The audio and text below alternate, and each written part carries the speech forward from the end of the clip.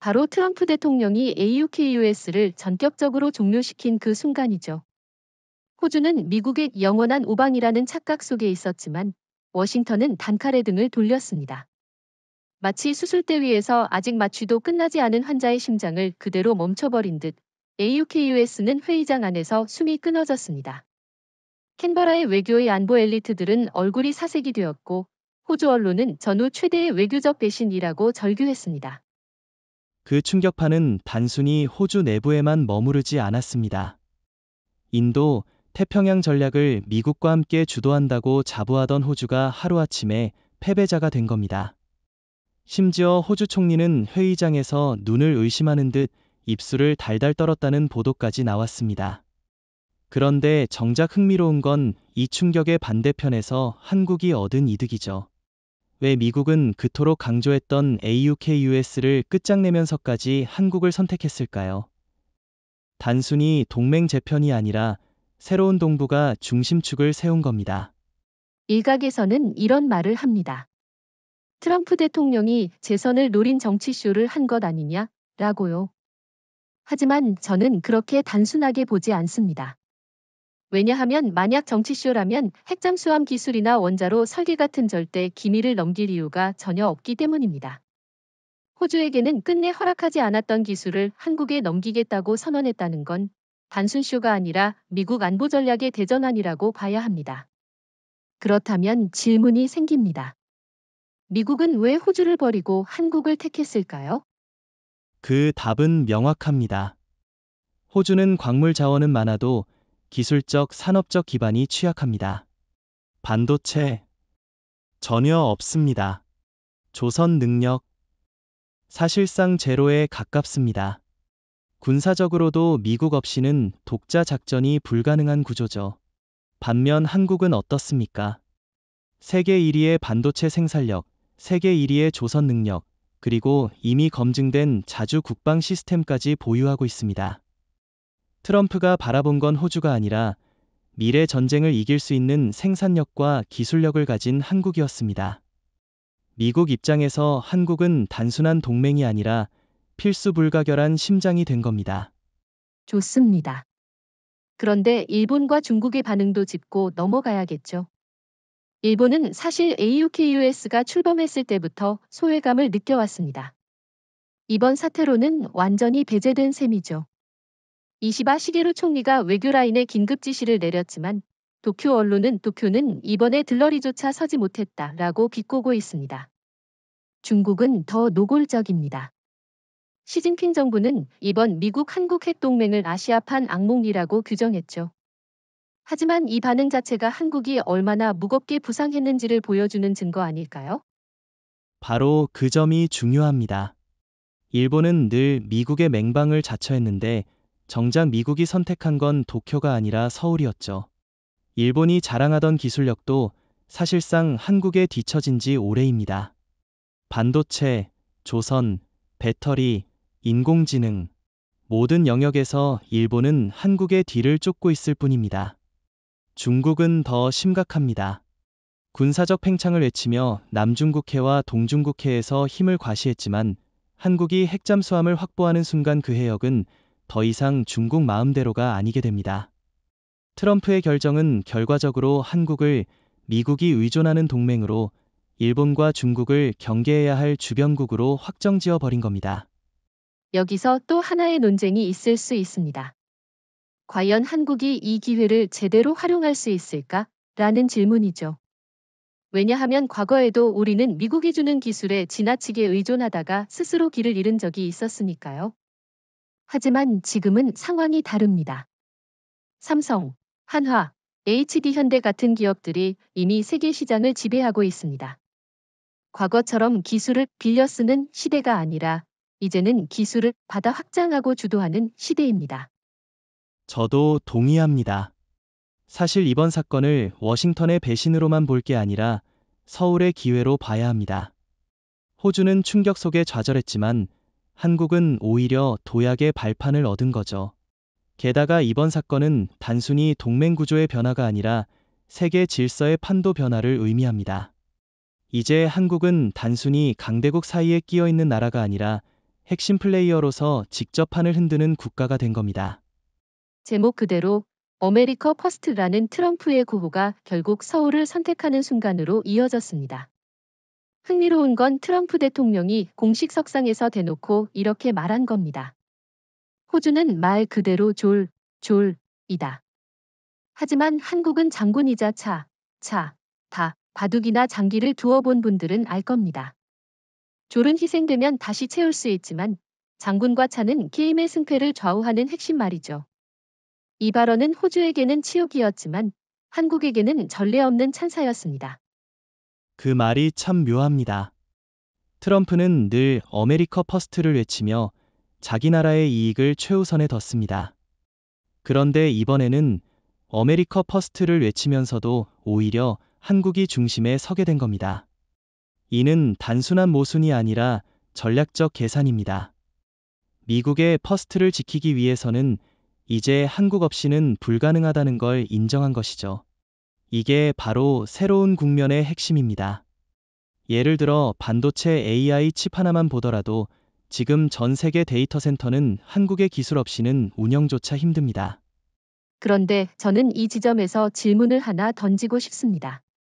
미국이 정말로 한국을 파트너로 존중해서 이런 결정을 내린 것일까? 아니면 단지 이용하려는 걸까? 역사적으로 보면 미국은 늘 동맹을 말하면서도 한국을 주변부로 취급해왔습니다. 그런데 이번에는 워싱턴이 아예 전 세계 언론 앞에서 호주를 버리고 한국을 선택했습니다. 단순히 이용이라기엔 너무 큰 결단 아닐까요? 핵잠수함 원자로 같은 전략 기술을 통째로 넘겨주기로 한 건 전 세계적으로 전례가 없었습니다. 저는 이렇게 생각합니다. 미국이 한국을 이용하려는 마음도 분명히 있겠지만 동시에 한국의 힘을 인정하지 않을 수 없었던 거죠. 트럼프가 대놓고 호주는 희생 가능하지만 한국은 필수라고 표현한 것 자체가 이를 증명합니다. 과거라면 일본을 이런 위치에 두었을 겁니다. 하지만 이제는 일본이 아니라 한국이 장군이자 차가 된 겁니다. 일본은 여전히 과거 영광에 매달려 있고 중국은 미국과 정면으로 맞서며 갈등만 키우고 있습니다. 결국 남은 답은 한국이었고 트럼프는 그걸 공개적으로 인정한 겁니다. 흥미로운 건 이 발언이 나간 직후 미국 의회에서도 술렁임이 있었다는 겁니다. 일부 의원들은 호주와의 신뢰를 저버리는 것 아니냐라며 우려했지만 국방관련위원회에서는 현실적으로 한국이 없으면 미국의 전략은 불가능하다는 의견이 우세했습니다. 실제로 군수산업계에서는 이미 한국 조선소와 협력하지 않으면 미국 해군의 잠수함 수요를 감당할 수 없다는 보고가 줄줄이 나오고 있습니다. 그러니까 이건 트럼프의 개인적 발상이라기보다는 미국 체계 전체가 한국을 선택할 수밖에 없는 상황이 된 거죠. 더 나아가 경제적 관점에서도 아메리카 퍼스트는 한국과의 협력을 통해서만 가능해졌습니다. 예를 들어 반도체 공급망을 보세요. 미국은 TSMC와 인텔에 의존해왔지만 지금 TSMC는 전력난과 내부 분쟁으로 휘청거리고 있고 인텔은 기술 격차 때문에 뒤처졌습니다. 결국 삼성과 SK 하이닉스 없이는 미국의 인공지능 전략 자체가 멈춰버립니다. 트럼프가 아무리 자국 우선을 외쳐도 현실적으로 한국을 선택하지 않으면 미국은 더 이상 세계 패권을 유지할 수 없다는 얘기죠. 여기서 일본과 중국이 왜 패배자가 되는지도 짚어야 합니다. 일본은 여전히 미국과의 혈맹을 강조하지만 정작 핵심 기술 분야에서는 한국에 뒤처져 있습니다. 이시바 총리가 아무리 미국에 구애를 해도 트럼프가 대놓고 서울이 핵심 파트너라고 못 박아버린 순간 일본은 사실상 들러리로 전락한 겁니다. 중국은 어떻습니까? 시진핑 정부가 아무리 거대한 해군을 자랑해도 한국이 핵잠수함을 보유하는 순간 그 위협은 반으로 줄어듭니다. 아메리카 퍼스트라는 구호가 사실상 코리아 퍼스트로 전환된 셈이죠. 저도 동의합니다. 저는 이번 발언이 단순히 한국에게 유리한 조건을 주는 게 아니라 한국의 전략적 위치를 전 세계에 공식적으로 선포한 사건이라고 봅니다. 이제는 더 이상 미국이 한국을 도와준다는 프레임이 아닙니다. 오히려 한국이 없으면 미국도 자기 이익을 지킬 수 없는 상황이 된 겁니다.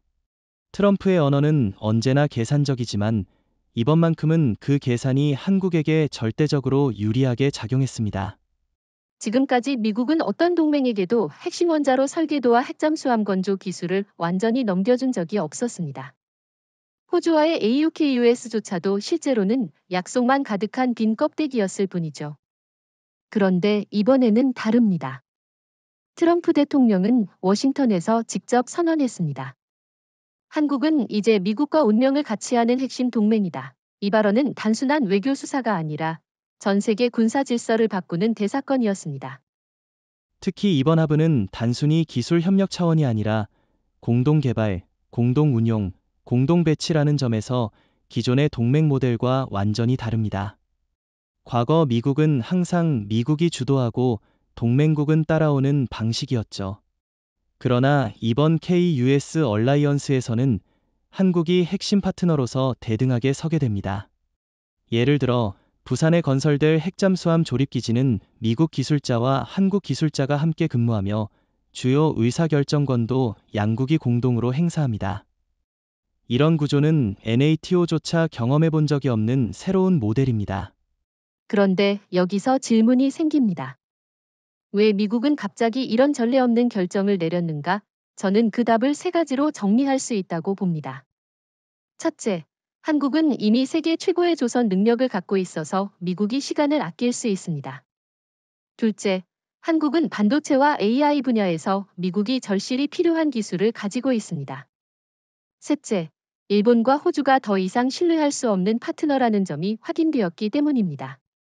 결국 트럼프는 계산 끝에 한국을 택할 수밖에 없었던 겁니다. 동의합니다. 그리고 한 가지 더 덧붙이고 싶습니다. 이번 KUS 얼라이언스는 단순히 군사 협력만이 아니라 경제적 효과까지도 막대합니다. 미국은 한국의 핵잠수함 기술을 이전하면서 동시에 한국 시장을 통한 글로벌 공급망 안정까지 확보하게 됩니다. 이미 전 세계 언론에서는 워싱턴이 핵심 군사 기술을 서울과 공유하는 순간 한국은 사실상 핵심 안보 허브로 떠올랐다라고 평가했습니다. CNN은 이제 아시아에서 워싱턴이 가장 먼저 전화하는 곳은 도쿄가 아니라 서울이다. 라고까지 보도했죠. 여기서 일본과 중국의 반응을 살펴볼 필요가 있겠죠. 일본은 사실상 충격에서 헤어나오지 못하고 있습니다. 이시바 총리는 급히 기자회견을 열어 일본도 여전히 중요한 동맹이라고 강조했지만 아무도 귀 기울이지 않았습니다. 일본 언론조차 한국이 핵심이고 일본은 변두리다라고 자조했습니다. 중국은 더 노골적입니다. 시진핑 정부는 이번 협력을 동북아 신냉전의 시작이라고 규정했지만 사실은 한국의 전략적 위상 상승을 두려워하는 목소리일 뿐입니다. 바로 그 점이 중요합니다. 일본은 여전히 과거의 동맹 이미지만 믿고 있지만 미국은 이제 미래를 선택했습니다. 중국은 겉으로는 위기라고 말하지만 속으로는 패배를 인정한 겁니다. 한 가지 사례를 들어볼까요? 불과 몇 달 전만 해도 중국 해군은 남중국해에서 미국 항모를 위협한다고 떠들었는데 이제는 한국이 핵잠수함을 갖게 되면 그 해역은 더 이상 중국의 놀이터가 될 수 없습니다. 서울과 워싱턴이 손을 잡은 순간 베이징의 전략 지도는 사실상 무용지물이 되는 거죠. 저는 또 하나의 논점을 제기하고 싶습니다. 이게 단순히 미국이 한국에게 기술을 주는 것인가? 아니면 사실상 한국이 미국에게 새로운 힘을 제공하는 것인가? 제 생각에는 후자에 가깝습니다. 미국이 아무리 기술을 넘겨준다고 해도 실제 생산과 조립, 그리고 운영을 담당할 수 있는 건 한국뿐이니까요. 워싱턴은 넘겨준다고 하지만 사실은 한국의 손을 빌리지 않으면 자기 전략도 실행할 수 없다는 걸 고백한 겁니다. KUS 얼라이언스는 표면적으로는 미국이 한국을 강화시킨다는 구조 같지만 실제로는 미국이 한국 없이는 못 버틴다는 의미에 더 가깝습니다. 일본이든 호주든 아무리 미국이 기술을 나눠줘도 제대로 소화할 능력이 없습니다. 하지만 한국은 이미 세계 최강의 산업 인프라와 인재풀을 갖추고 있죠. 그래서 이번 동맹은 과거와 완전히 다른 균형 구조를 만들어냈습니다. 이제 한국은 수동적 동맹이 아니라 능동적 동맹, 더 나아가 실질적 주도자가 된 겁니다. 여러분, 잘 아시다시피 미국은 핵심 군사기술, 특히 원자로와 핵잠수함 추진체계 같은 부분에 대해선 절대 타국에 넘기지 않는다는 원칙을 수십 년간 지켜왔습니다. 영국조차도 부분적 접근권만 부여받았을 뿐 완전한 설계도는 꿈도 못 꾸었죠. 그런데 이번에는 상황이 완전히 달라졌습니다. 워싱턴이 한국에게는 전부를 주겠다고 약속한 겁니다. 설계, 운용 매뉴얼, 심지어 연료주기 관리까지 모두 공개하는 전례 없는 결정을 내린 것이죠. 사실상 미국의 마지막 금고가 열렸다고 보면 됩니다. 이건 단순한 기술 이전이 아니라 미국이 한국을 동등한 핵심 파트너로 인정했다는 상징적 사건입니다. 왜냐하면 원자로 기술은 곧 국가의 생명줄과도 같은 것이거든요. 예를 들어 1950에서 60년대에 일본은 미국에게 끊임없이 원자로 군사 응용 기술을 요청했지만 단 한 줄도 허락받지 못했습니다. 호주도 AUKUS에서 약속은 받았지만 실질적으로 손에 쥔 건 아무것도 없었습니다. 그런데 한국은 모든 걸 패키지로 받아내는데 성공했습니다. 여기서 저는 이런 질문을 던지고 싶습니다. 왜 지금인가? 왜 미국은 수십 년간 지켜왔던 기밀 절대주의를 무너뜨리면서까지 한국을 택했을까요? 제 대답은 명확합니다.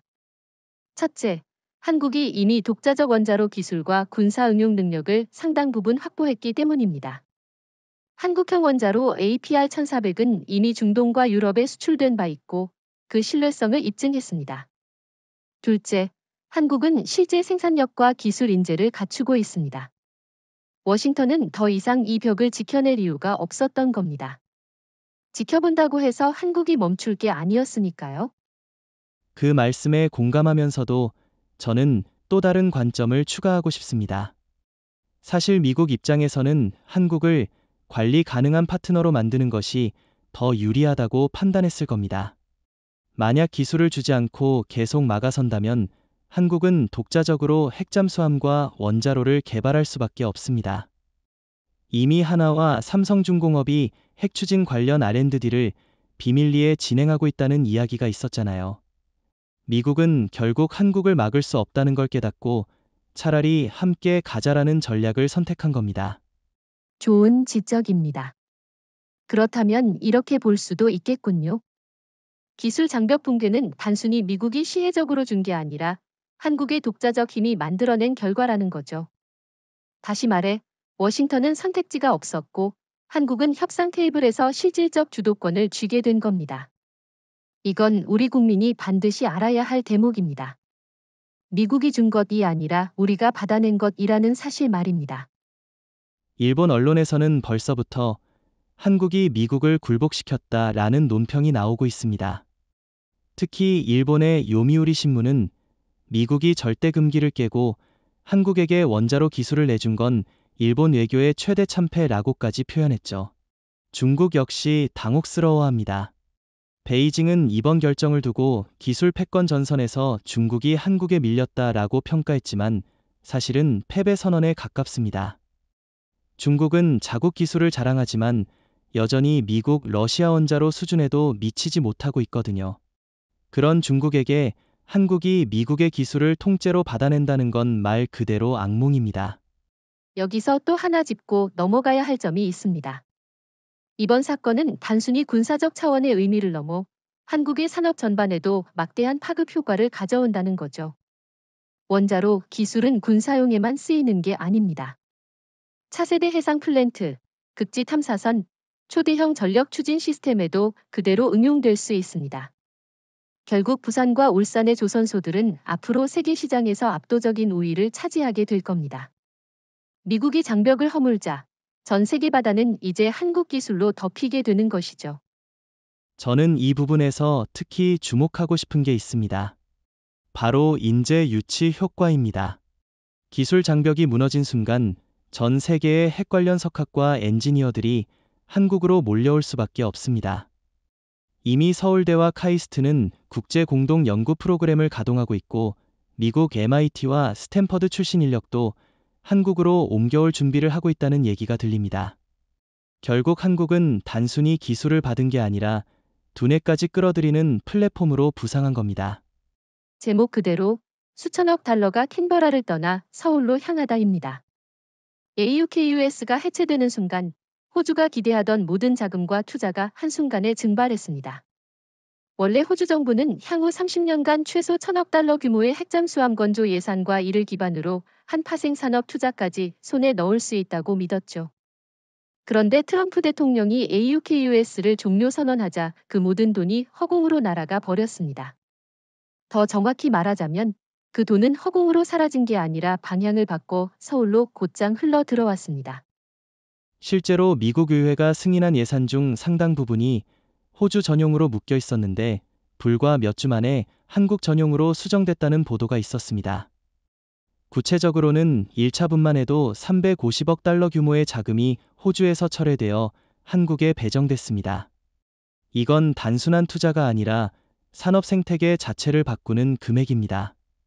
부산, 울산, 거제, 목포 같은 조선소 밀집 지역은 이미 공사 계획이 줄줄이 발표되고 있고 삼성중공업 하나오션 HD현대는 신규 고용 5만 명 이상을 예고했습니다. 여기서 호주의 충격은 더욱 커집니다. 원래 캔버라는 핵잠수함 건조를 통해 2만 개 이상의 일자리를 창출하겠다고 국민들에게 약속했지만 이제 그 약속은 물거품이 됐습니다. 반면 서울은 하루아침에 일자리 폭발과 산업 도약의 기회를 동시에 얻었습니다. 여러분, 상상해 보십시오. 호주가 잃은 2만 개의 일자리 대신 한국은 10만 개의 일자리를 새로 얻게 되는 상황. 그리고 그것이 단순한 숫자가 아니라 전 세계 최고의 기술력을 동반한 고급 일자리라는 점이죠. 게다가 투자 유입 효과는 단순히 군수 산업에만 국한되지 않습니다. 이미 미국의 대형 금융사들, 골드만삭스, JP모건 같은 곳들이 서울에 별도 펀드를 세우고 있습니다. 핵동맹 펀드라는 이름으로 최소 500억 달러 이상의 글로벌 자본이 몰려온다고 하니 이는 곧 한국 증시에도 직접적인 호재가 됩니다. 반면 호주는 채권 시장에서 국가 신용 등급 하락 우려가 불거지고 있고 자본 유출이 본격화되고 있습니다. CNN은 이를 두고 캔버라는 버림받은 아이, 서울은 선택받은 황태자라고까지 표현했죠. 하지만 일부에서는 이런 반론도 있습니다. 한국이 갑작스럽게 막대한 자금을 받아내면 혹시 거품이 생기지 않을까? 저는 이 의견에 대해 이렇게 답하고 싶습니다. 한국의 산업 구조는 이미 성숙했고 수십 년간 글로벌 공급망을 책임져 온 경험이 있습니다. 단순히 돈만 몰려오는 게 아니라 그 돈을 소화하고 확장할 수 있는 기반이 이미 준비되어 있다는 겁니다. 삼성, SK, LG, 한화, 현대 같은 대기업이 버티고 있는 한 거품이 아니라 지속 가능한 성장으로 이어질 수밖에 없습니다. 저는 조금 더 직설적으로 말하겠습니다. 호주와 한국은 애초에 같은 무대에서 비교할 수 있는 나라가 아니었습니다. 호주는 자원은 풍부하지만 가공 능력이 부족하고 기술 인프라는 거의 제로에 가깝습니다. 반면 한국은 자원 빈국임에도 불구하고 세계 1위의 가공 생산 혁신 능력을 갖추고 있습니다. 그러니 돈이 어디로 흘러가야 하는지는 명확합니다. 워싱턴이 결단을 내린 순간 자본은 더 이상 캔버라에 머물 수 없었던 겁니다. 일본과 중국의 반응도 흥미롭습니다. 일본은 한국으로 몰려드는 투자 규모를 보고 샘통을 느끼기보다는 불안에 떨고 있습니다. 왜냐하면 일본이 그동안 세계 투자 허브라고 자부해온 위치가 이제 한국에 빼앗겼기 때문이죠. 중국은 더 직접적으로 타격을 받습니다. 이미 외국 자본이 중국을 떠나고 있었는데 이번에는 한국이 대체 목적지로 떠오르면서 베이징의 금융 산업 생태계는 더더욱 흔들리고 있습니다. 블룸버그는 이를 두고 서울은 새로운 아시아의 금융 군사 수도로 부상했다라고 논평했습니다. 여기서 우리가 잊지 말아야 할 건 이 돈이 단순히 한국 경제를 살찌우는 데서 끝나는 게 아니라는 겁니다. 이 자본은 군사력, 기술력, 그리고 국가 위상을 동시에 끌어올립니다. 예를 들어 부산에 건설될 핵잠수함 전용 조립기지는 단순한 조선소가 아니라 세계 각국이 눈치 보는 전략적 거점이 됩니다. 서울이 통제하는 이 거점에 돈이 몰리니 결국 한국은 돈과 힘을 동시에 움켜쥔 국가로 도약하는 겁니다. 여기서 말하는 대폭발은 물론 사고가 아니라 성장과 번영의 폭발입니다. AUKUS 붕괴 후 흘러들어온 천문학적 자본과 미국의 전략적 지원이 한순간에 부산을 핵심 도시로 바꿔놓고 있습니다. 불과 몇 달 전까지만 해도 단순한 항만과 조선 도시로만 알려졌던 부산이 이제는 핵잠수함 건조, 원자로 설계, 군사기술 개발의 총분산이 되고 있는 것이죠. CNN은 이를 두고 부산은 새로운 로스앤젤레스, 더 나아가 아시아의 노업허브이 될 것이라고 보도했습니다. 정확히 짚으셨습니다. 부산항은 원래 물류 중심지로 세계 2위 규모를 자랑했는데 이제는 그 위상에 핵심 군사기지라는 이름표까지 붙게 됐습니다. 트럼프 대통령의 선언 이후 미 해군 기술자와 엔지니어 수천 명이 부산으로 파견됐습니다. 단순히 파견이 아니라 가족까지 동반해 거주지를 옮기는 사례가 늘고 있습니다. 미군 기술자들이 우리는 이제 한국에서 일하고 한국의 기술을 배우며 함께 만들어 나간다 라고 말하는 장면은 사실상 패러다임 전환을 상징합니다. 미국 기술자가 한국 기업의 조수처럼 일하는 모습, 이게 바로 현실입니다. 여기서 중요한 포인트는 부산이 단순한 군사도시가 아니라 산업, 금융, 문화의 복합허브로 바뀌고 있다는 겁니다. 이미 부산시는 핵잠수함 건조 전용 단지를 위해 해양 신도시 일대 200만 평부지를 새로 확보했습니다. 거기에는 조선소, 원자로 조립동, 연구소, 주거단지가 함께 들어서고 있죠. 게다가 글로벌 금융사들도 움직이고 있습니다. JP모건, 골드만삭스, 블랙록 같은 자본은 벌써 부산특별금융지구에 투자하겠다고 발표했습니다. 이렇게 되면 부산은 단순한 항구가 아니라 세계가 주목하는 전략적 거점이 되는 겁니다. 일본과 중국의 반응도 빼놓을 수 없습니다. 일본은 그동안 요코스카 항구를 자랑하며 동부가 해군의 심장이라고 불러왔지만 이제 그 자리는 부산에 넘겨주어야 할 판입니다. 일본 언론은 이미 부산은 아시아의 새로운 핵심 항구라는 기사를 쏟아내고 있고 심지어 일부 전문가들은 요코스카가 부산의 그림자에 가려졌다라는 표현까지 씁니다. 중국 역시 충격을 받았습니다. 상하이 조선소를 중심으로 핵심 조선 기술을 키우려 했지만 미국의 기술과 자본이 한국으로 몰리는 순간 중국의 계획은 물거품이 됐습니다. 베이징의 전략가들은 부산의 성장은 중국의 해양 야망을 무너뜨린다라고 토로하고 있습니다. 여기서 저는 이런 질문을 던지고 싶습니다. 부산이 갑작스럽게 이 정도 규모의 글로벌 거점이 되면 혹시 도시 기반 시설이 감당할 수 있을까? 실제로 교통, 주거, 치안 문제가 불거질 가능성이 있습니다. 하지만 한국 정부는 이미 치밀하게 대비하고 있습니다. 이재명 대통령은 부산을 특별 전략도시로 지정하면서 수도권 수준의 인프라 확충을 약속했습니다. 고속철도와 항만 확장, 그리고 국제학교의 국제병원 설립이 동시에 진행되고 있으니 단순히 군사도시가 아니라 글로벌 거주 도시로도 성장할 수 있을 겁니다. 좋은 지적입니다. 사실 부산이 감당해야 할 부담은 단순히 인프라 문제가 아닙니다. 국제 정치적 부담도 있습니다. 일본, 중국은 물론 러시아까지 부산을 예의주시하고 있습니다. 푸틴 대통령은 이미 부산이 미국의 핵잠수함 기지가 되는 순간 러시아 태평양 함대의 전략 환경이 변한다라고 언급했습니다. 하지만 저는 이것이 오히려 한국에게 유리하게 작용한다고 봅니다. 왜냐하면 전 세계 강대국들이 부산을 주시한다는 건 곧 부산이 국제 전략의 중심이 되었다는 뜻이니까요. 관심과 긴장은 곧 위상으로 이어집니다. 또 한 가지 놓칠 수 없는 효과가 있습니다. 바로 인재 블랙홀 현상입니다. 서울대, 카이스트, 포항공대 출신의 우수 인재들은 물론 미국 MIT, 스탠퍼드, 유럽의 옥스퍼드, ETH, 취리히 출신 엔지니어들까지 부산으로 몰려오고 있습니다. 이미 카이스트는 부산 캠퍼스 확장을 결정했고 글로벌 연구 네트워크도 부산을 중심으로 재편 중입니다. 호주가 뇌 유출을 걱정할 때 한국은 전 세계에 두뇌를 빨아들이는 자석이 되고 있는 겁니다. 사실 이번 KUS 얼라이언스가 본격화되면서 가장 주목받는 건 국가 차원이 아니라 그 뒤에서 실제로 움직이는 기업들입니다. 호주는 국방부가 계약서를 붙들고 씨름만 했지만 한국은 이미 세계 최고 수준의 민간 기업들이 이 분야를 선도해왔습니다.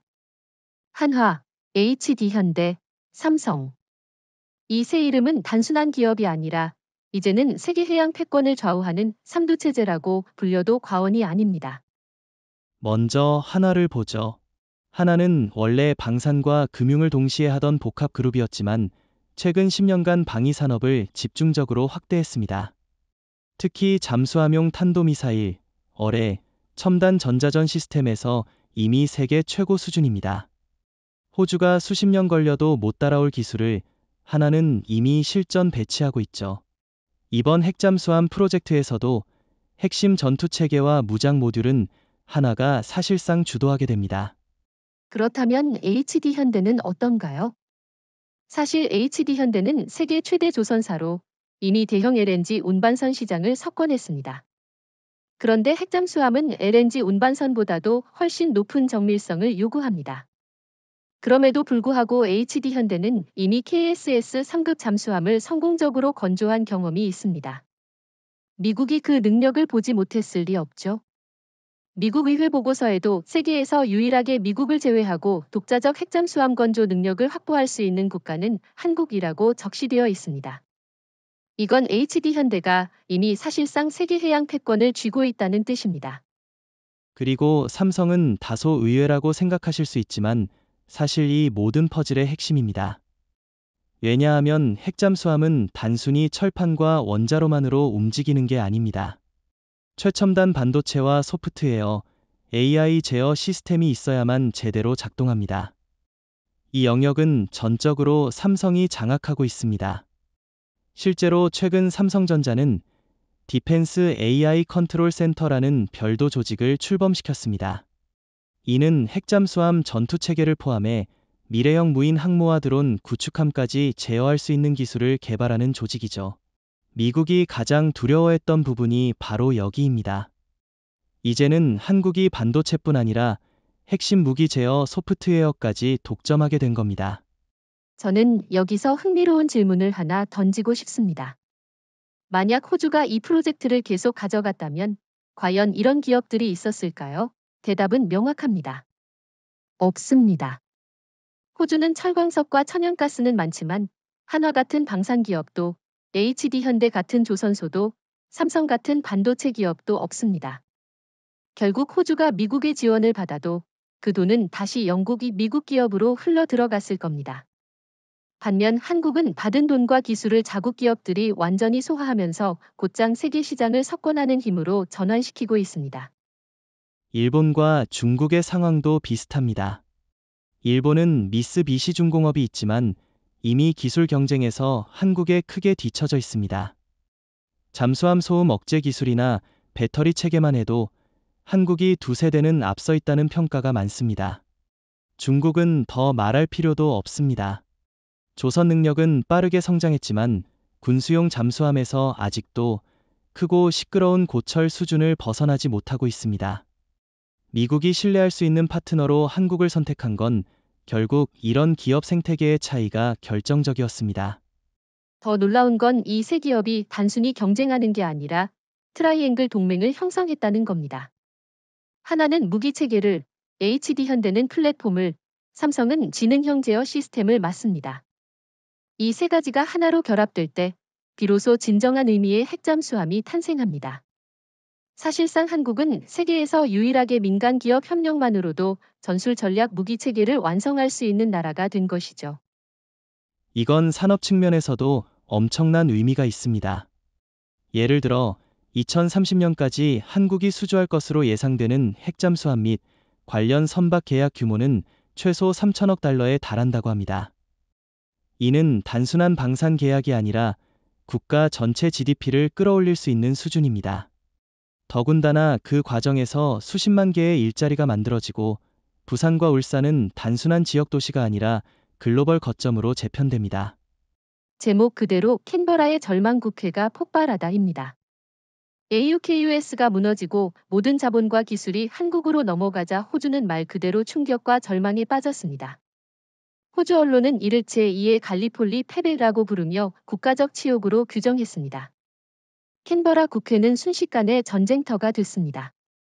여당 의원들은 우리가 미국의 충견 노릇만 하다 결국 배신당했다고 외쳤고 야당 의원들은 총리가 국가 운명을 도박판에 걸었다며 욕설까지 퍼부었습니다. 국회의장이 마이크를 두드리며 질서를 유지하려 했지만 소용없었습니다. 호주 정치 역사상 전례 없는 혼란의 장면이 펼쳐진 겁니다. 호주 국민들도 분노했습니다. 우린 미국을 위해 피 흘렸는데 왜 미국은 등을 돌렸나? 라는 질문이 도처에서 쏟아졌습니다. 심지어 베트남 전쟁, 이라크 전쟁, 아프간 전쟁에서 호주 군인들이 미국과 함께 싸운 사실을 떠올리며 우린 언제나 미국의 전쟁터에서 희생양이었는데 돌아온 건 배신뿐이라는 목소리까지 터져나왔습니다. 호주 언론은 트럼프 대통령의 발언, 호주는 일뿐을 대서특필하며 워싱턴이 우리를 버렸다라고 자조했습니다. 여기서 흥미로운 건 이 혼란 속에서 일부 정치인들이 일본과의 협력을 주장했다는 겁니다. 미국이 우리를 버렸으니 일본과 손잡자라는 주장 말입니다. 하지만 이게 얼마나 허망한 이야기입니까? 일본 스스로도 미국에 버림받은 처지인데 호주가 일본과 손을 잡는다고 해서 상황이 달라질까요? 결국 호주 국회는 대안도 없이 서로 비난만 쏟아내는 난장판으로 끝나버렸습니다. 저는 여기서 한 가지 더 강조하고 싶습니다. 바로 경제적 충격입니다. 원래 호주는 AUKUS를 통해 최소 1,000억 달러 이상의 투자를 유치할 계획이었지만 지금은 모든 게 사라졌습니다. 호주 국방부는 예산이 바닥났고 실업률은 치솟고 있습니다. 반면 한국은 같은 돈으로 일자리와 기술, 산업 생태계를 동시에 얻었습니다. 이 극명한 차이가 호주 국회 논쟁의 불씨가 된 겁니다. 호주 국민들이 국회 앞에서 캔버라를 해체하라라는 시위를 벌인 것도 바로 이런 배경 때문이죠. 맞습니다. 저는 여기서 이런 질문을 던지고 싶습니다.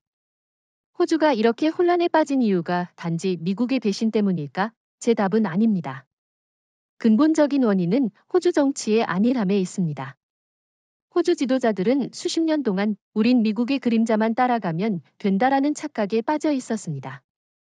스스로 산업을 키우고 기술을 개발할 생각은 전혀 하지 않았습니다. 결국 그 대가를 지금 치르고 있는 겁니다. 동의합니다.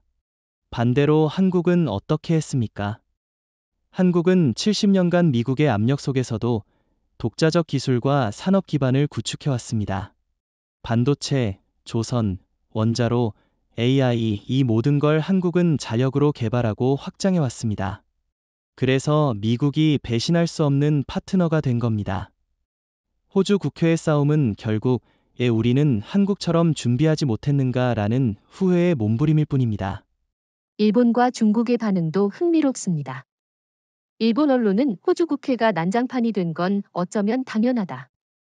일본도 조만간 같은 길을 갈 수 있다라는 자조 섞인 보도를 내보냈습니다. 중국은 더 냉소적입니다. 호주는 미국의 개였다. 결국 개는 필요 없어지면 버려진다라고 조롱했죠.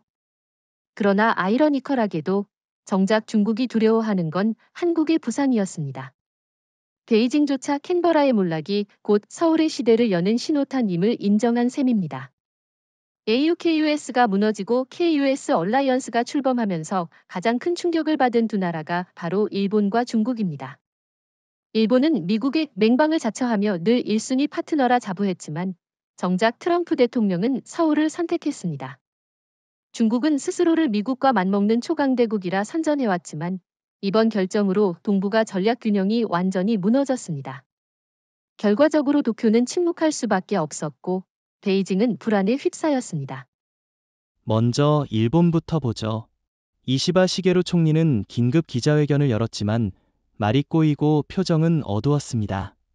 그는 일본도 여전히 중요한 동맹이라고 강조했지만 일본 언론조차 이를 비웃었습니다. 요미우리 신문은 미국의 신뢰는 서울로 넘어갔고 일본은 그림자가 되었다라고 썼습니다.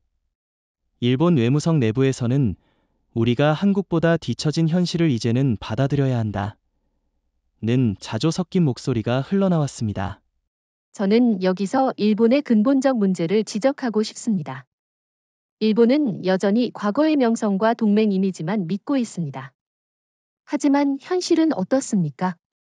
반도체, 조선, 배터리, AI 모든 첨단 산업에서 한국이 일본을 추월했습니다. 군사력도 마찬가지입니다. 일본은 아직도 비핵 3원칙에 묶여 있지만 한국은 이제 미국의 전폭적 지원 속에서 핵잠수함을 건조합니다. 일본이 중요하다라고 아무리 외쳐도 국제사회는 더 이상 귀 기울이지 않습니다. 중국의 반응은 더 흥미롭습니다.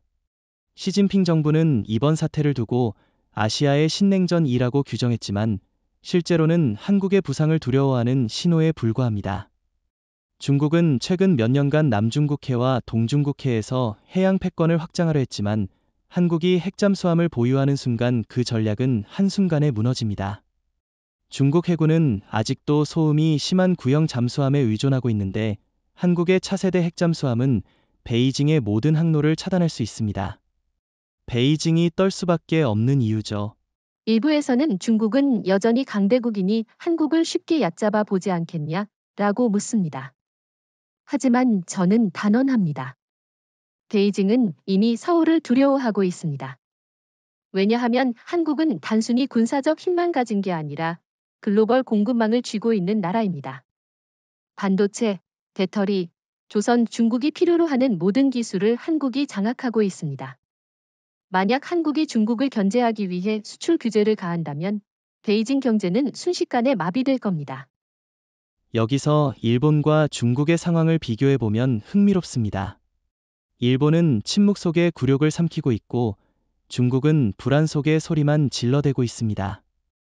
그런데 두 나라의 공통점은 결국 한국을 막을 수 없다는 사실을 인정하고 있다는 겁니다. 일본 언론은 한국은 이제 미국의 최우선 동맹이라고 스스로 인정했고 중국 관영 매체는 한국의 기술적 독주를 견제해야 한다라고 보도했죠. 하지만 그 말 속에는 이미 공포가 깔려 있습니다. 여기서 또 하나 주목할 장면이 있습니다. 국제 언론의 보도입니다. CNN은 도쿄는 침묵했고 베이징은 떨었다라는 헤드라인을 뽑았고 BBC는 한국이 동북아의 중심에 섰다라고 보도했습니다. 심지어 프랑스 르몽드는 일본은 무력했고 중국은 불안했다. 그러나 한국은 자신 있게 앞으로 나아갔다라는 논평을 실었습니다. 전 세계가 이번 사태를 통해 한국의 지위 변화를 공식적으로 인정한 셈입니다. 사실 그동안 원자력, 특히 군사 핵심 부품과 연료 시장은 미국, 러시아, 프랑스가 나눠 갖고 있었습니다. 일본은 원자력 기술을 민수용으로만 제한받았고 중국은 독자 기술을 과시했지만 신뢰성과 안전성에서 서방 시장에 들어오지 못했습니다. 그런데 이제 판이 바뀌었습니다. KUS 얼라이언스 체제에서 한국은 단순한 소비자가 아니라 공급망의 심장으로 올라섰습니다. 앞으로 핵잠수함에 들어가는 연료봉, 냉각제, 제어 소프트웨어 같은 핵심 요소는 모두 서울의 통제하에 움직이게 됩니다. 이미 한화와 한국원자력연구원은 미 해군과 공동으로 차세대 원자로 연료 공급 체계를 개발하고 있습니다. 중요한 건 이 공급망의 중심을 한국이 관리한다는 점입니다. 워싱턴은 핵심 데이터를 제공하지만 실제 생산과 가공은 전부 한국에서 이뤄집니다. 이렇게 되면 일본이나 호주, 심지어 유럽 국가들조차도 한국의 승인 없이는 핵잠수함을 굴릴 수 없다는 뜻이 됩니다. 블룸버그는 이를 두고 서울은 사실상 핵심 공급망의 관문이 되었다고 보도했죠. 여기서 흥미로운 점은 단순히 군사 영역에 국한되지 않는다는 겁니다. 원자로 설계와 연료 공급망을 쥐게 된 한국은 민간 에너지 시장에서도 막강한 영향력을 행사할 수 있습니다. 이미 사우디, UAE, 폴란드 같은 나라들이 한국형 원자로 수입을 추진 중인데 이번 핵심 기술 이전으로 한국은 단순 건설사가 아니라 연료 공급자로도 자리매김할 수 있게 된 겁니다. 결국 원자로 하나를 짓는 것보다 훨씬 더 긴밀하고 안정적인 공급 관계가 만들어지는 거죠. 중국과 일본은 이런 변화를 견디기 어렵습니다. 일본은 후쿠시마 원전 사고 이후 신뢰를 완전히 잃었고 국제사회가 일본산 원자력 연료를 받아들이려 하지 않습니다. 중국은 원전 수출을 늘리려 하지만 품질과 안전 문제로 매번 비판을 받습니다. 반면 한국은 안정성에서 이미 국제 인증을 받아왔고 미국의 군사 기술까지 결합하면서 독점적 지위를 확보했습니다. 결국 도쿄와 베이징은 한국의 승인을 기다려야 하는 처지로 전락한 겁니다. 일부에서는 이런 질문을 합니다. 과연 한국이 세계 공급망을 장악할 수 있을까? 규모가 감당이 되나? 저는 단호히 말할 수 있습니다. 가능합니다. 왜냐하면 한국은 이미 반도체와 배터리에서 같은 경험을 해봤습니다. 전 세계가 한국 기업에 의존하는 상황을 우리는 오래도록 관리해왔습니다. 따라서 핵심 공급망 관리 역시 충분히 감당할 수 있는 역량이 있습니다. 오히려 문제는 공급망을 얼마나 전략적으로 활용하느냐에 달려 있을 뿐입니다. 저는 여기서 한 발 더 나아가고 싶습니다. 단순히 감당이 가능하냐를 넘어서 한국은 이를 무기화할 수 있습니다. 예를 들어 한국이 특정 국가의 연료 공급을 중단하거나 가격을 조정한다고 상상해 보십시오. 그 순간 해당 국가의 핵잠수함은 바다에서 멈춰 서게 됩니다. 이는 곧 한국이 단순한 공급자가 아니라 전략적 스위치를 쥔 조정자라는 의미입니다. 일본이나 중국은 물론이고 심지어 유럽 국가들도 서울의 결정에 따라 움직여야 하는 날이 온 겁니다. 그렇다면 국제사회의 반응은 어떨까요? 이미 CNN은 서울이 공급망을 쥐면 워싱턴조차 한국의 눈치를 보게 된다라고 논평했습니다. 실제로 미국 국방부 내부에서는 한국을 지나치게 의존하면 위험하다라는 우려도 나오고 있습니다. 하지만 이건 오히려 한국에게 더 큰 힘을 줍니다. 미국이 한국을 견제하려 할수록 그만큼 한국의 중요성을 재확인하는 꼴이니까요. 결국 이 모든 변화는 한국의 전략적 주권을 강화하는 결과를 낳습니다. 과거엔 미국이 공급망을 통제하고 한국은 단순히 참여하는 위치였지만 이제는 한국이 주도권을 쥐고 있습니다. 일본은 입을 다물었고 중국은 불안에 떨고 있습니다. 그리고 유럽은 한국과 더 가까워지기 위해 적극적으로 움직이고 있습니다. 지금까지 한국은 늘 동맹국의 장비를 도입하는 나라로만 여겨졌습니다. 전투기도 미국산, 이지스함 레이더도 미국산, 심지어 잠수함 배터리 기술조차 일본이나 독일에서 배워야 했던 시절이 있었습니다. 그런데 이제는 상황이 완전히 뒤집혔습니다. 메이드 인 커리어라는 딱지를 달고 세계 바다에 떠오르는 핵잠수함, 이 장면 자체가 역사적 반전입니다. 그리고 이 진수식은 단순히 조선 기술의 성과가 아니라 한국이 세계 군사 질서의 중심에 섰다는 선언이었습니다. 실제로 첫 번째 한국산 핵잠수함 진수식은 전 세계가 주목한 이벤트였습니다. 부산 영도 조선소에서 거대한 잠수함이 모습을 드러내자 외신 기자들이 역사적 순간이라고 외쳤습니다. 미국 국방부 관계자들은 경례를 했고 이재명 대통령은 단상에 올라 이제 한국은 그 누구에게도 종속되지 않는다라고 선언했습니다. 일본 언론은 이 장면을 두고 도쿄는 말문을 잃었다라고 보도했고 중국 관영 매체는 한국이 아시아의 새로운 강자로 부상했다라며 불안감을 감추지 못했습니다. 여기서 중요한 건 이 잠수함이 단순히 미국 기술의 조립품이 아니라는 겁니다. 추진체계 일부는 미국의 지원을 받았지만 제어 소프트웨어와 무장 통합 시스템, 그리고 원자로 운영 안전 기술은 한국이 독자적으로 개발한 것입니다. 특히 삼성전자가 만든 AI 제어 모듈은 잠수함의 모든 센서를 통합 관리하는데 이는 미국 쫓아가지 못한 최첨단 시스템이라고 평가됩니다. 다시 말해 한국산 핵잠수함은 미국의 도움으로 겨우 완성된 게 아니라 한국의 기술이 중심이 되어 만들어진 성과인 겁니다. 여기서 일본과 중국의 한계를 짚고 넘어가야죠. 일본은 기술력이 있다고 자부하지만 아직도 미국이 허락하지 않으면 한 발짝도 못 나갑니다. 비핵 3원칙 때문에 핵잠수함 자체를 논의조차 못하고 있죠. 중국은 거대한 잠수함을 만들긴 했지만 실전에서 소음과 안정성 문제 때문에 미 해군에게 노출되기 일쑤입니다. 반면 한국은 미국이 신뢰할 수 있는 유일한 파트너로 인정받았고 동시에 독자 기술을 발전시켜 단숨에 경쟁자들을 따돌렸습니다. 이 차이가 바로 메이드 인 커리어라는 네 글자에 담긴 의미입니다. 일부에서는 이렇게 묻습니다. 한국산 핵잠수함이 실제로 글로벌 시장에 통할 수 있을까? 제 대답은 단호합니다. 통합니다. 이미 인도, 호주, 캐나다가 한국산 핵잠수함 도입에 관심을 보이고 있습니다. 인도는 러시아제 핵잠수함에 불만을 드러냈고 호주는 AUKUS 붕괴 이후 사실상 선택지가 없습니다. 캐나다는 북극 항로 개척을 위해 안정적인 핵잠수함을 원하지만 미국은 직접 팔지 않으니 한국이 유일한 대안이 됩니다. 이건 단순히 군사 무기 수출이 아니라 한국이 세계 전략에 깊숙이 개입하는 통로가 되는 겁니다. 경제적 효과도 빼놓을 수 없습니다. 핵잠수함 한 척의 건조 비용은 최소 70억 달러에 달합니다. 만약 한국이 향후 20척을 수주한다면 단순 계산으로도 1,400억 달러 이상의 수익이 발생합니다. 이는 조선소만 성장시키는 게 아닙니다. 원자로 부품, 전자 제어 장치, 소프트웨어, 무기 체계까지 모든 산업이 동반 성장합니다. 이미 삼성, 한화, HD 현대 주가는 폭등했고 한국 증시는 이 프로젝트 덕분에 사상 최고치를 경신했습니다.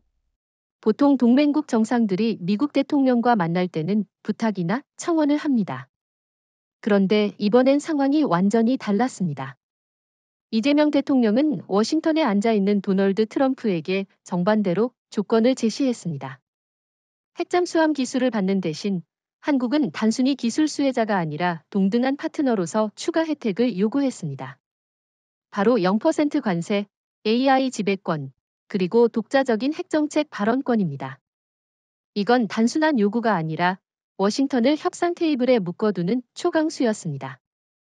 특히 0% 관세 요구는 미국 산업계에 충격을 줬습니다. 트럼프 대통령은 늘 어메리커 퍼스트를 외치며 관세를 무기로 삼아왔죠. 그런데 이재명 대통령은 정면으로 받아쳤습니다. 당신이 우리의 기술 없이는 미래 전쟁을 치를 수 없다면 우리는 공짜로 무기를 주지 않는다. 우리 기업에 부과한 관세를 철폐하라. 실제로 삼성, 현대, LG, SK 같은 한국 기업들은 미국 내에서 수십만 개의 일자리를 만들고 있습니다. 트럼프가 이를 거절하기엔 정치적 부담이 너무 컸습니다. AI 지배권 요구도 굉장히 흥미로운 부분입니다. 사실 지금 세계 AI 반도체와 데이터 센터 시장은 한국 기업들이 사실상 독점하고 있습니다. 삼성의 HBM4, SK하이닉스의 차세대 메모리, 네이버와 카카오의 초대형 언어 모델 롤 오브 더 말 언매치트. 이재명 대통령은 이를 무기로 이렇게 말했습니다. 우리는 군사 협력을 하되 AI 표준과 데이터 주권은 한국이 선도한다. 미국은 간섭하지 마라. 워싱턴 입장에서 뼈아픈 조건이었지만 현실적으로 거부할 수 없었습니다. 가장 파격적인 건 독자 핵정책 발언권 요구였습니다. 과거 한국은 미국의 핵우산에 의존하면서도 스스로 핵에 대해 발언할 권리를 제한받았습니다. 그러나 이번 협상에서 이재명 대통령은 한국은 단순한 피보호국이 아니다. 우리는 핵무기 사용과 배치 문제에서 독자적 의견을 낼 권리가 있다라고 못 박았습니다. 사실상 한반도에서 미국이 마음대로 핵을 움직일 수 없게 된 겁니다.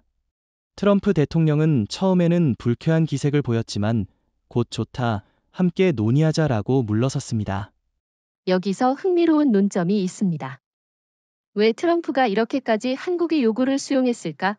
어떤 사람들은 트럼프가 재선을 앞두고 한국의 투자를 정치적으로 활용하려는 계산 때문이라고 말합니다. 그러나 저는 더 근본적인 이유가 있다고 봅니다. 미국은 더 이상 한국을 거부할 수 없다는 겁니다. 한국이 가진 기술과 산업력은 미국의 안보와 경제에 필수적이기 때문에 거절은 곧 미국 스스로의 패배를 의미합니다. 동의합니다. 사실 이재명 대통령의 협상력은 단순한 기술 우위만이 아니라 정치적 배경에서도 나왔습니다. 조지아 사태 이후 한국 국민들의 분노는 극에 달했고 정부가 강경하게 나가지 않으면 국내 지지를 잃을 수 있는 상황이었습니다. 이재명 대통령은 이를 정확히 활용했습니다. 우리는 더 이상 굴욕적 동맹을 받아들일 수 없다. 국민적 여론을 등에 업은 협상은 워싱턴에게도 굉장히 무겁게 다가왔습니다. AUKUS 붕괴 이후 호주는 말 그대로 고아가 되었습니다. 미국은 한국을 선택했고 영국은 이미 자국의 경제 위기와 정치 혼란으로 호주에 관심을 둘 여력이 없습니다. 그러자 호주는 허둥지둥 새로운 파트너를 찾아 나섰습니다. 일본, 프랑스, 심지어 인도까지 접촉하며 대체 동맹을 만들겠다고 나섰지만 결과는 참담했습니다. 어느 나라도 미국이 버린 호주를 대신 떠맡으려 하지 않았던 것이죠. 이시바 시게루 총리는 호주와의 안보 파트너십 강화를 검토하겠다고 발표했지만 실질적인 움직임은 없었습니다. 일본 자체가 이미 미국의 신뢰에서 밀려났기 때문입니다. 게다가 일본은 핵잠수함 기술을 보유하지도 못합니다. 호주가 일본과 손잡는다 해도 얻을 수 있는 건 빈 껍데기뿐입니다. 일본 언론도 냉소적으로 고장난 백길이 연합한다고 바다가 두려워하겠는가라고 비꼬았습니다. 프랑스도 흥미로운 사례입니다. 원래 호주는 AUKUS 이전에 프랑스와 잠수함 계약을 맺었다가 이를 일방적으로 파기해 국제적 망신을 산 적이 있죠. 그 상처가 아직 아물지 않았습니다. 프랑스는 이번에 호주가 손을 내밀자 냉정하게 거절했습니다. 우린 다시 속지 않는다. 마크롱 대통령의 이 발언은 파리의 분노를 그대로 보여줬습니다. 결국 호주는 프랑스와도 다시 협력할 수 없게 된 겁니다. 인도 쪽도 상황이 마찬가지입니다. 호주는 인도와의 협력을 강화해 보려 했지만 인도는 이미 러시아와 프랑스와의 원전 및 잠수함 협력에 몰두하고 있습니다. 무엇보다 인도는 한국과의 방산 협력을 확대하고 있죠. K9 자주포, 차세대 잠수함, 전투기 공동 개발 같은 논의가 진행 중입니다. 인도 입장에서 호주는 우선순위가 될 수 없는 겁니다. 사실상 호주는 아무리 문을 두드려도 열리는 집이 없는 신세가 되었습니다. 저는 여기서 이렇게 묻고 싶습니다. 왜 아무도 호주와 손잡으려 하지 않는가? 제 답은 간단합니다. 호주는 기술이 없고 자립 능력이 없으며 국제적 신뢰도마저 잃었기 때문입니다. AUKUS 파기 전까지만 해도 세계가 호주를 미국이 보증하는 파트너로 봤습니다. 그런데 미국이 호주를 버리자 이제는 누구도 호주를 믿을 만한 국가로 평가하지 않습니다. 신뢰를 잃은 동맹은 그 순간부터 아무런 가치가 없어진다는 걸 호주가 몸소 증명한 셈이죠. 반대로 한국의 위치는 어떻습니까? 한국은 미국의 전폭적 신뢰를 받으면서도 동시에 독자 노선을 구축해 다른 국가들과의 협력을 넓혀가고 있습니다. 유럽은 한국산 K방산을 줄줄이 도입하고 있고 아세안 국가들도 한국을 새로운 방산 파트너로 선택하고 있습니다. 같은 시기에 한국은 전 세계에서 러브콜을 받고 있는데 호주는 동맹을 찾아 떠돌아다니는 신세라니 이 대비가 극적입니다. 중국과 일본의 반응도 눈여겨볼 만합니다. 일본은 호주와의 협력 가능성을 흘리면서도 속으로는 우리가 호주까지 떠안으면 미국의 눈밖에 날 수 있다라며 망설이고 있습니다. 중국은 호주를 끌어들이려 했지만 이미 캔버라 내부에서는 중국에 의존하면 국가 안보가 더 취약해진다라는 반발이 거셉니다. 결국 호주는 중국에도 일본에도 프랑스에도 환영받지 못하는 신세가 된 겁니다. 이런 상황에서 호주 국내 정치도 더욱 흔들리고 있습니다. 야당은 총리를 향해 우리를 고립시켰다라고 비난하고 여당은 대안을 찾고 있다라며 변명만 늘어놓고 있습니다. 하지만 국민들은 더 이상 정치인의 말을 믿지 않습니다. 캔버라 시내에서는 호주는 버려졌다라는 구호가 적힌 시위가 매일 이어지고 있습니다. 국제적으로도 국내적으로도 호주는 외톨이가 되어버린 겁니다. 사실 AUKUS 해체와 동시에 등장한 KUS 얼라이언스는 단순히 외교적 협정이 아니었습니다. 그것은 언론의 언어 자체를 바꿔 놓은 사건이었습니다. CNN은 헤드라인으로 Solstol the Spotlight overnight AUKUS is dead, KAUKUS is born이라고 보도했고 BBC는 호주가 잃은 모든 것을 한국이 가져갔다라고 직설적으로 썼습니다. 불과 하루 만에 세계 언론의 중심 키워드가 캔버라에서 서울로 이동한 겁니다. 특히 일본과 중국 언론의 반응은 더욱 흥미로웠습니다. 일본의 아사히 신문은 한국이 국제 무대의 주인공이 되었고 일본은 뒤편에서 박수조차 치지 못한다라고 자조했습니다. 중국 관영 환구시보는 AUKUS의 몰락은 미국 패권의 변질을 보여준다. 그러나 진짜 승자는 한국이다 라고 썼습니다. 아이러니하죠. 적대적 언론조차 한국의 부상을 인정할 수밖에 없었던 겁니다. 국제 언론의 평가를 좀 더 구체적으로 들여다보면 흥미로운 점이 있습니다. 미국의 뉴욕타임스는 한국은 단순히 미국의 새로운 동맹이 아니라 전략의 중심이 되었다라고 했습니다. 독일의 슈피겔은 워싱턴은 캔버라를 잃었지만 서울을 얻음으로써 더 큰 이익을 챙겼다라고 평가했죠. 프랑스 르몽드는 호주의 외교는 몰락했고 한국의 외교는 승리했다라고 했습니다. 세계 곳곳의 언론이 일제히 서울의 시대를 선언한 겁니다. 일부에서는 언론이 과장하는 것 아니냐? 라는 시각도 있습니다. 하지만 저는 그렇게 보지 않습니다. 언론이란 국제 여론을 반영하는 거울입니다. 지금 세계는 명백히 한국을 새로운 중심으로 보고 있습니다. 예를 들어 국제투자지수에서도 한국은 AUKUS 붕괴 이후 순위가 급등했고 글로벌 방산수주에서도 한국이 독점적인 위치를 차지했습니다. 언론이 이를 K-오코즈라는 신조어로 표현한 건 단순한 과장이 아니라 현실을 정확히 반영한 것입니다. 저는 여기서 흥미로운 질문을 던지고 싶습니다. 왜 언론은 K-오코즈라는 용어를 만들었을까? 단순히 AUKUS가 무너지고 한국이 대체했기 때문일까요? 제 생각에는 그 이상입니다. 이는 한국이 이제 독자적인 브랜드로서 국제 무대에 등장했음을 보여줍니다. 예전엔 NATO, AUKUS, QAD 같은 이름 속에 한국이 끼어들었을 뿐이었지만 이제는 K라는 접두사 하나로도 세계가 바로 한국을 연상하게 된 겁니다. 동의합니다. 사실 K라는 접두사는 이미 K-팝, K-드라머, K-방산에서 글로벌 브랜드가 되었습니다. 이제는 안보동맹까지 K-오코즈라고 불리며 세계 언론이 인정하는 겁니다. 일본은 아무리 J라는 접두사를 붙이려 해도 세계에서 주목받지 못했고 중국의 C 브랜드는 신뢰 부족으로 국제사회에서 확산되지 못했습니다. 오직 한국만이 문화와 산업, 그리고 군사 분야까지 K로 세계를 지배하게 된 겁니다. 국제 언론의 폭발적 반응은 한국에게 또 다른 힘을 줍니다. 여론은 곧 외교적 무기입니다. 외신이 일제히 한국이 승자라고 보도하면 이는 국제 무대에서 협상력을 배가시킵니다.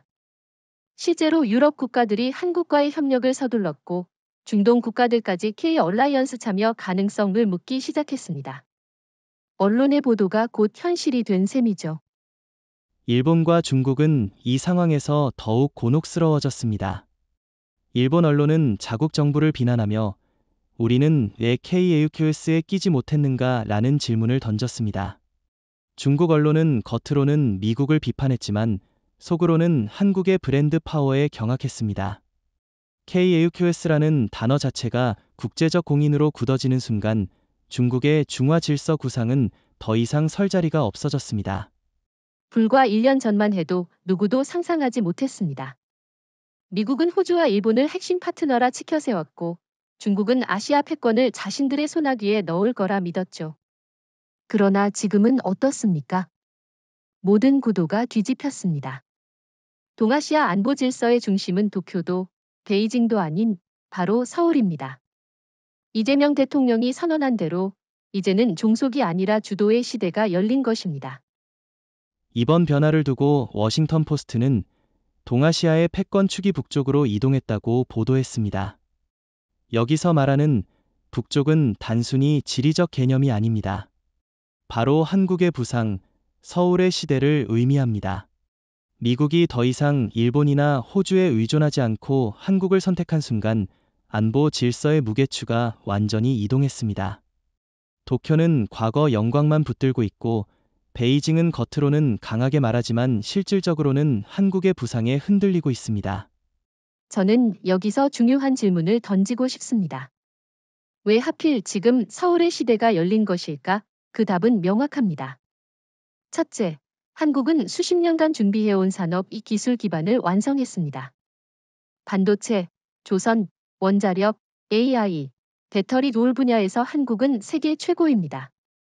둘째, 미국은 더 이상 일본과 호주에 투자할 여력이 없고 중국을 견제하기 위해서는 한국이라는 카드밖에 남지 않았습니다. 셋째, 한국의 정치적 결단력이 그 모든 것을 결합시켰습니다.